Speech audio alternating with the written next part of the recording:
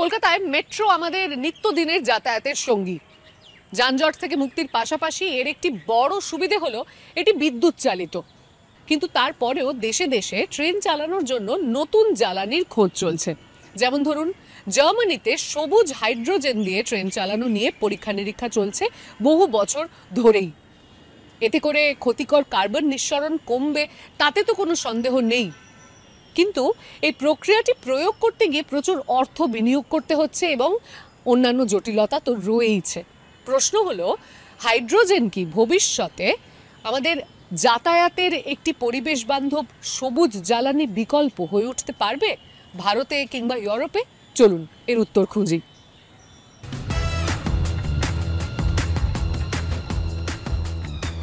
দূষণমুক্ত জ্বালানির পথে ইউরোপের ভবিষ্যৎ যাত্রার সঙ্গী এই ট্রেন। সামনের দিনে ডিজেল চালিত যানবাহন বদলে ফেলাই হলো এর মূল লক্ষ্য। আমরা সারাদিন ট্রেন চালাতে পারি, দিনে শুধু একবার জ্বালানি ভরতে হয়। এই ট্রেনটি দূষণমুক্ত হাইড্রোজেন দিয়ে চলে। এই নবায়নযোগ্য জ্বালানি জলবায়ুর জন্য ক্ষতিকর কার্বন ডাইঅক্সাইডের নিঃসরণ কমাতে সাহায্য করে। কিন্তু ট্রেনের এই আপাত মসৃণ চলাচলের পেছনে অনেক পরিশ্রম রয়েছে।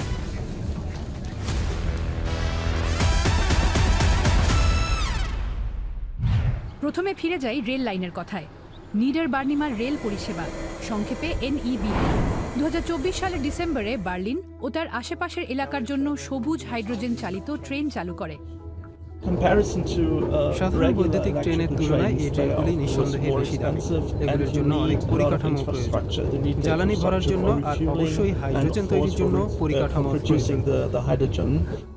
এত দূর আসতে বিনিয়োগ, দৃঢ় সংকল্প এবং শক্তিশালী সহযোগী প্রতিষ্ঠান সবই প্রয়োজন ছিল।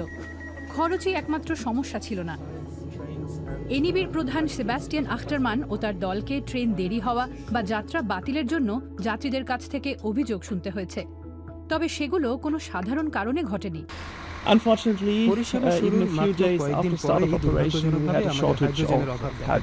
ফলে আমরা কিছু হাইড্রোজেন ট্রেনের বদলে অল্প সময়ের জন্য পুরনো ডিজেল ট্রেন চালাতে বাধ্য হয়েছিলাম। পরিবেশ বান্ধব ট্রেনগুলিতে পরিবর্তনের শুরুটা মোটেও মসৃণ হয়নি, কিন্তু যাত্রীরা এই নতুন সবুজ হাইড্রোজেন ট্রেনকে পছন্দ করছেন বলে মনে হচ্ছে। মাঝে মাঝে মেরামত সহ বিভিন্ন ধরনের সমস্যা হয়, তখন খুব একটা ভালো লাগে না। তাছাড়া বেশ ভালো, শব্দও কম। পরবর্তী প্রজন্মের ট্রেনগুলিকে ধারণার পর্যায় থেকে বাস্তবে নিতে এখনো নতুন অনেক উদ্ভাবন প্রয়োজন। জার্মানির একটি প্রথম সারির গবেষণা প্রতিষ্ঠানে রসায়নবিদ মিশেল ব্রাউন এবং তার দল নতুন উপাদান নিয়ে কাজ করছেন। এই উপাদান হাইড্রোজেন উৎপাদনের গতি বাড়াতে পারে, হাইড্রোজেনকে আরও সস্তা করে তুলতে পারে। এই পদার্থগুলি কতটা ভালোভাবে কাজ করে ভারতীয় গবেষক কারুপ্পাস্বামী ধর্মরাজ তা পরীক্ষা করে দেখছেন। পদার্থটি সক্রিয়তা দেখালে আমি সেই পদার্থ বা অনুঘটকটিকে ওই যন্ত্রের উপরে সেটা দেখতে পাচ্ছেন। সেখানে পরীক্ষা করা যায় যে এর দক্ষতা কতটা বা কঠিন পরিস্থিতিতে অনুঘটকটি কতদিন টিকে থাকতে পারে। পরীক্ষাগুলি সফল হলে তা সস্তা ও দীর্ঘমেয়াদী উপকরণ তৈরিতে সাহায্য করবে। এর মাধ্যমে সবুজ হাইড্রোজেন জীবাশ্ম জ্বালানির প্রকৃত বিকল্প হয়ে উঠতে পারবে। জলের অণুকে ভেঙে হাইড্রোজেন এবং অক্সিজেন আলাদা করে হাইড্রোজেন তৈরি করা হয়। এই প্রক্রিয়ার নাম ইলেকট্রোলাইসিস। এই বিভাজনের জন্য ব্যবহৃত বিদ্যুৎ যদি নবায়নযোগ্য উৎস থেকে আসে তবেই একে সবুজ হাইড্রোজেন বলা হয়। এই বিভাজনের জন্য ব্যবহৃত যন্ত্রটির নাম ইলেকট্রোলাইজার। বহুল ব্যবহৃত ইলেকট্রোলাইজারগুলোর মধ্যে একটি হল PEM ইলেকট্রোলাইজার। এটি কার্যকর হলেও ইরিডিয়াম নামের একটি দুষ্প্রাপ্য এবং দামি ধাতুর ওপর তা অত্যন্ত নির্ভরশীল। So ইরিডিয়ামের কথা ধরা যাক, যদি আপনার 100 মেগাওয়াটের ইলেকট্রোলাইজার থাকে তাহলে সেখানে ব্যবহৃত ইরিডিয়ামের দাম হবে প্রায় 60 লক্ষ ইউরো। এটি প্রায় 1 লক্ষ বাড়িতে বিদ্যুৎ সরবরাহ করতে পারে।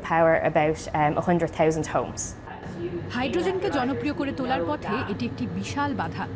মিশেল ব্রাউনের দল এই সমস্যা সমাধানের চেষ্টা করছেন। এই মুহূর্তে সবুজ হাইড্রোজেন তৈরির জন্য বাণিজ্যিকভাবে দুটি ভিন্ন প্রযুক্তি রয়েছে, কিন্তু আমাদের গবেষণায় একটি নতুন প্রযুক্তির উপর জোর দেওয়া হচ্ছে।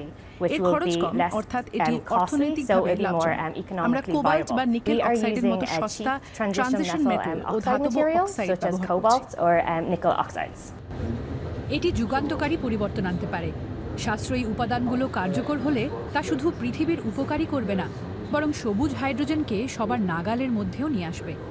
এজন্য গবেষণাগার স্তর থেকে একে ব্যবহারের পর্যায়ে নিয়ে যেতে হবে। বার্লিনের সিমেন্স এনার্জিতে ৩ বছর ধরে গবেষণার পরে বাণিজ্যিক আকারে ইলেকট্রোলাইজার তৈরি শুরু হয়েছে। আপনি এখন আমাদের ইলেকট্রোলাইজার তৈরির কারখানার ভিতরে আছেন। আমরা এখন এক শিফটে বছরে ১ গিগাওয়াট উৎপাদন ক্ষমতার ইলেকট্রোলাইজার বানাতে পারি। আমরা চাইলে এর চেয়েও বেশি উৎপাদন করতে পারি। ১ গিগাওয়াট বিদ্যুৎ প্রায় ৭.৫ লক্ষ বাড়িতে শক্তি সরবরাহ করতে পারে। এই বিদ্যুৎ দিয়ে ট্রেন ও বাস চালানো সম্ভব। বিশ্বজুড়ে এই প্রযুক্তির প্রতি আগ্রহ বাড়ছে। চিলে ও জাপানের মতো দেশে সিমেন্স ইলেকট্রোলাইজার সরবরাহ করছে। এটি কার্বন ডাইঅক্সাইড নির্গমন কমানোর একটি বড় সুযোগ। জীবাশ্ম জ্বালানি থেকে ১ কিলো হাইড্রোজেন তৈরি করলে ১০ কিলোগ্রাম পর্যন্ত কার্বন ডাইঅক্সাইড বাতাসে ছড়াতে পারে। সবুজ হাইড্রোজেন একে শূন্যের কাছাকাছি নামিয়ে আনতে পারে।